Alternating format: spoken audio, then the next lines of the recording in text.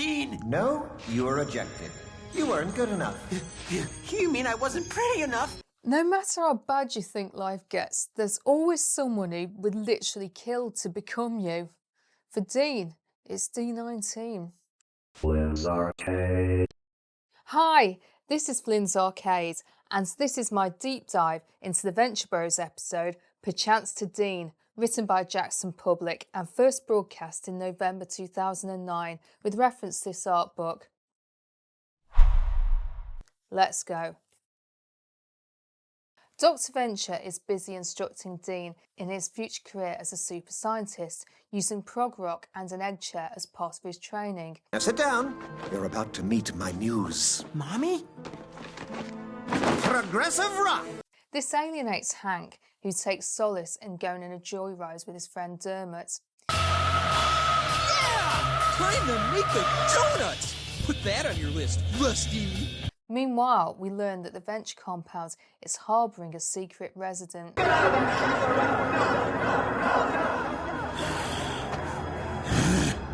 A deformed clone of Dean who has lost his mind in isolation and wants to take over Dean's life. Style. The episode opens with a disturbing scene. Specimen D19. Yeah, I had a feeling about this one. Autosomes always did look a bit sloppy, just between you and me. God, is that a face only a mother could love or what?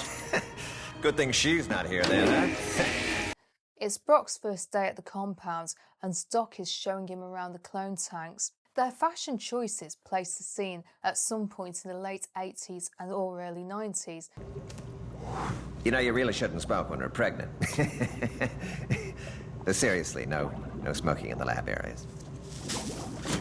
Oh. And Brock's surly stoicism and Doc's jovial banter don't seem to offset the horror of the scene. If anything, they add to it. We know it's going to be a dark episode. Jackson describes the episode as claustrophobic. Most of the action takes place at the Venture compound under the cover of darkness.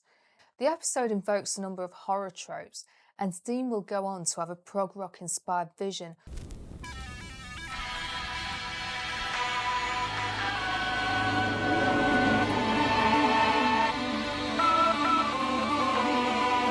which I'm going to discuss further in the cultural references section of this video. Cultural references. The Shining, 1980. Are you psychic? Hank, leave the man alone. Just because he's black doesn't mean he has the shining. I mention The Shining on a semi-regular basis on this channel, and I finally have a legit reason to do so. This is the most overt reference to the movie I've seen on the Venture Bros yet. The Shining is a 1980 horror film loosely based on a novel by Stephen King about a man who goes to work as a winter caretaker in an isolated hotel. He takes his wife and son with him and it goes horribly wrong. His son has a special ability called the Shining, which he uses to communicate remotely with the hotel chef. Dr. Venture is joking, but it appears that the UPS employee really does have the same ability as the boy and the chef.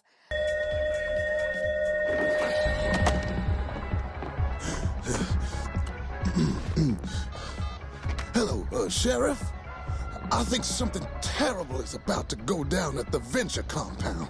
And this adds to the general sense of horror and uncanny which hangs over this episode. There's a bonus Stanley Kubrick reference during Dean's prog rock influenced sequence, which closely resembles the end of the 2001 A Space Odyssey. Fight Club, 1999. Own your pain, dude! Go into your cave like in Fight Club. I didn't see Fight Club! Yeah, I saw it in the theater twice. Totally snuck in, too. I'm going to break the first rule of Fight Club here and say that Fight Club is based on a book of the same name by Chuck Palahniuk, and apologies for the pronunciation. Another film which I mention on a semi-regular basis on this channel. Dermot is obviously a fan too. This scene is a reference to an incident in Fight Club involving the film's narrator and Brad Pitt's character Tyler Durden. I'm not going to talk too much about this in case you haven't seen Fight Club yet, but I strongly suggest that you watch the film if you haven't already. It's brilliant. And watch The Shining too if you haven't, because that's also brilliant. I've seen both of these films countless times and I can't recommend them enough. The inclusion of this reference also adds a general sense of unease to this episode. It also serves as a bit of character development about Dermot, because the reference makes us start to view him as a fantasist, if we didn't view him as such already. If you are enjoying this video, please can you drop me a like and subscribe to the channel if you haven't already. And now on with the video. Edward Scissorhands, 1990. D19's home in the Venture's attic looks very similar to that of Edward Scissorhands, the titular character from Tim Burton's film. Like D19, Edward was an abomination and lived alone for a long time until he was rescued by an Avon lady. Whilst Edward had an unusual appearance, he was a gentle soul and he had a tragic backstory, and this reference helps the viewer take pity on D19. The Silence of the Lambs, 1991. It's almost finished. I just need one more and then I'm gonna be just like the rest of them. D19's Dean suit is a reference to Buffalo Bill, a serial killer from the movie The Silence of the Lambs, which was based on a novel by Thomas Harris. D19 is building a skin suit out of the deceased Deans, just like Bill was building one out of his victims. I saw this film many years ago and it is incredibly well made, and both Jodie Foster and Sir Anthony Hopkins won Oscars for their roles in it. It is a very disturbing film though, so if you're planning on watching it, you have been warned. Invoking Buffalo Bill adds a sense of horror to the episode, and it also makes the viewer lose any sympathy we might be holding for D19. Cabbage Patch Kids. Mum's the word about my little cabbage patch here. Dr. Venture describes his clone farm as a cabbage patch, a reference to the ugly dolls that were incredibly popular for some reason in the early 80s. Doc invoking them demonstrates his opinion of the clone slugs. He doesn't view them as fully human. Hamlet by William Shakespeare. The title of the episode is a reference to a line from the famous To Be or Not to Be soliloquy in Hamlet, where the Danish prince ponders whether he should continue with his painful life or whether he should end it all, and if the dead have perchance to dream. Hamlet has been invoked before on the Venture Brothers. Patriarchal white pig square's nest. Far out, Val, but something's fishy in the state of Denmark. In another dark and claustrophobic episode, Viva Los Muertos, which was the first episode to introduce the clone tanks, so it was a nice callback and it helps drive home the sense of existential horror invoked by the death and resurrection process of Hank and Dean. Roger Dean and associated musicians. It's like something out of a dream. Painted by our greatest living artist, Mr. Roger Dean. Hey, that's my name! That's no accident, boy. Dean Venture is named after Roger Dean, the British artist, designer and publisher. He designed the album covers for several progressive rock bands, including Yes, King Crimson and Asia. Dr. Venture is obviously a huge fan of this genre of music and of Roger's album covers. Their inclusion is a nice bit of character development. Before this episode, there was never much evidence to suggest that the cynical and jaded Dr. Venture had poetry in his soul, but now we know he has. Character development. Dr. Venture. The episode investigates Dr. Venture's relationship with his sons and the reasoning for his vastly different attitude towards them both. As a viewer, I couldn't see much evidence that Dean was more scientifically gifted than Hank. He was just more sensitive and introverted than his brother, and his love of literature and journalism doesn't exactly indicate a reason for his dad to want to push him into a career of super science. However, in this episode, Dr. Venture goes into overdrive in his attempts to mould Dean into following in his footsteps. In the art book, Jackson explains his reasoning. Doc is lonely and he needs a friend, so he's attempting to build one out of Dean. He also feels bad about the physical condition of his sons. He thinks Hank is medically brain damaged and so he feels guilty, but he also thinks that Hank is bigger and stronger than his brother because he absorbs all his nutrients in the womb. It's a really depressing sentiment. The Venture Brothers, all of them. There are 4 Venture Brothers in this episode, and they all get their own character development. Dermot. Dermot is a breath of fresh air in this dark episode, and his antics do a lot to brighten things up. His attempts to rescue Hank from prison are incompetent, but they're heartfelt. Vaya con Dios, dude. Take this. You're gonna need it. Give me, like, fireworks and Spanish fly.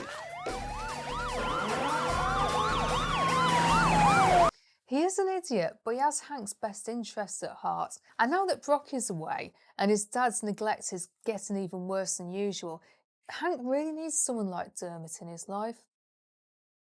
Hank has a really rough time in this episode. His dad's shoddy treatment of him is actually quite difficult to watch. What? Oh, come on! Hey, I'm in here! Well, you should be in your room, mister. You are grounded. Well, I'm not even allowed to make a pee now? Not in here you are, and... It's our only bathroom!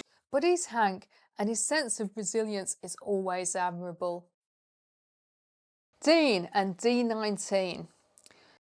Dean has become the golden child of the Venture family. Not through choice though, and it isn't a good thing for him. It's alienated him from Hank, and he's made to sit in a windowless room, experimenting rather than going out doing things that he enjoys. However, things could be much worse. It's only by the grace of God that he isn't D19. I am a real Dean! No, you are ejected. You weren't good enough. D19 is a tragic figure. No one wants to be Dean Venture. Even Dean doesn't appear to want to be Dean Venture, but D19 does. No matter how bad you think life gets, there's always someone who would literally kill to become you. For Dean, it's D19. The UPS guy and the sheriff. Brainwashed, probably. Yeah, you're right. There's definitely some strange old cult stuff going on right here. Jackson says that part of his agenda for this episode was to bring some civilians into it. He wanted to show the Venture compound through the neighbours' eyes. It must be weird living nearby when there are always things glowing mysteriously or being blown up. The UPS guy and the sheriff are very realistic characters, even if one of them does have the shining. I always like it when regular people are introduced in the Ventureverse. It makes the implausible seem all that more plausible. Jokes! This isn't the funniest of episode, but it has its moments. I particularly like the scene when Hank discovers D19's attic. It's all about Dean, isn't it? Dean. I like the way he's too pissed off with his dad and his brother to notice that there's something seriously wrong there. I also like the way Dermot can just walk into the Venture compound. Hey. Hey, how'd you get in? Security's a joke in this dump. With the greatest of respect, he is an idiot. How did he manage that? Rating. 8 out of 10. I love this episode. It speaks to my soul. And the only reason it doesn't get a higher mark is because I can't recall watching it back when it was first broadcast. I must have seen it, but it didn't seem to register with me back in 2009, and this reduces the score. In the art book, Jackson says that this episode wasn't particularly well received, and he credits this to the fact that there wasn't a funny screaming monarch running around to cheer things up, and also to its claustrophobic tone. However, when I started rewatching old episodes of the Venture Brothers when Channel 4 bought the rights for Adult Swim a few years ago, I really fell in love with this one. The story of D19 is so tragic. He lived his whole life in the shadows and no one ever knew he existed. Now, hug away. Daddy! Who the hell was that? It's really bleak, and I think his relationship with Dean is really profound. Dean does not have a great life, yet Hank and D19 are jealous of him. D19 in particular. It's a really powerful message in there, and one that really stays with me. It was nice to see Brock again, even if it was just a flashback sequence, but it was good to see that he's still part of the show. I also like the references to The Shining and Fight Club. They will always go a long way with me. Plus the reference to Hamlet adds a real depth to this already challenging episode. Let me know in the comments, what did you think? Did you find that the episode grew on you over the years? Did you find it disturbing? Did you feel sorry for D19? And if so, did you find yourself rapidly losing sympathy for him when you discovered his plans for the final Dean? If you're new to this channel, please check out my playlist. I've made a lot of videos about the Venture Bros, which you might enjoy. Welcome back to all my subscribers. You guys are awesome. And hello to any newcomers. Thank you very much to my channel members. I'm going to give you a shout out in this video's end screen, so please stick around for that. Add me on Blue Sky and add me on Instagram. The link is in my bio. If you've enjoyed this video, please drop me a like and subscribe to the channel if you haven't already. I upload videos every weekend, so unless anything comes up before then, I'll see you next time.